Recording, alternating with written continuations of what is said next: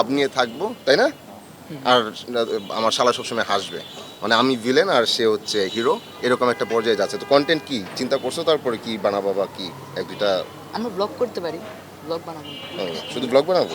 Blog বানাবো, গেমিংও করতে পারবো। আচ্ছা ঠিক আছে। তো দুলাভাই হিসাবে তো অনেক ভালো একটা মানুষ, রিয়েল লাইফেও অনেক ভালো একটা মানুষ।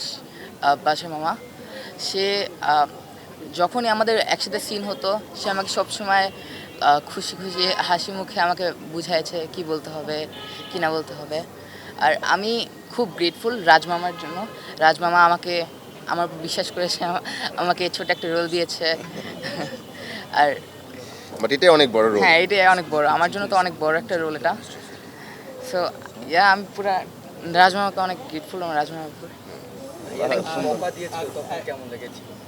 বকা দিয়েছে আসলে, আসলে মিঠু আন্টি অনেক ভালো, সে খারাপ না। সবাই, আমি কমেন্টসগুলো পড়েছি, সে সবাই তাকে বাজে বাজে বলছে, কিন্তু না, সে খুব ভালো একটা মানুষ।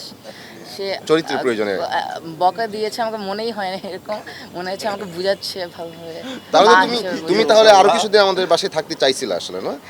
হ্যাঁ, বকা খেয়েও আরো কিছুদিন থাকতে চাইছিলা, তো এটা বলো নাই কেন? সবসময় এত চুপচাপ থাকলে হবে? বলতে হবে না? তোমার আপুকে বলতা। আচ্ছা, যদি একটু জানতে চাই, এই নাটকটা নিশ্চয়ই আপনার ক্যারিয়ারের জন্য অনেক বড় একটা পাওয়া। স্কুলে যখন যান, বন্ধু বান্ধব আছে, টিচার্স আছে, বা আশেপাশে প্রতিবেশী যারা আছে, তারকা এখন আপনি কেমন লাগে এবং কী বলে আসলে সব আমার খুব ভালো লাগে। একদিন আমি স্কুলেই এমনি হাঁটাহাঁটি করছিলাম, আমার একটা সিনিয়র এসে আমাকে বলছে, তুমি মায়াজ না, তুমি না নাটক করো।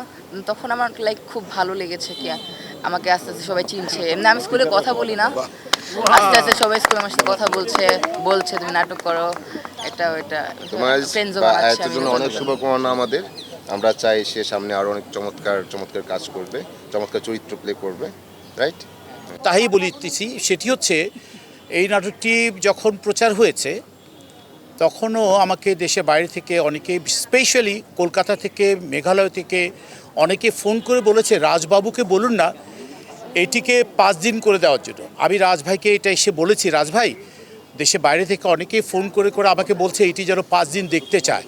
তো একটি নাটক কতটা জনপ্রিয়তা পেলে তার যেটি 5 দিন পর্যন্ত দেখতে চায়, তার শুধু আমাকে দেখার জন্য না, শুধু ডিকন ভাইকে দেখার জন্য না, পায়েলকে দেখার জন্য না, বসে ভাইকে দেখার জন্য না, বা ইরফান সাজ্জাদকে দেখার জন্য, বা অনেকে যারা আছে, প্রত্যেকটা জায়গায় প্রত্যেকটি মানুষ অসাধারণ অ্যাক্টিং করেছে, শুধু আমার জায়গাটা ছাড়া।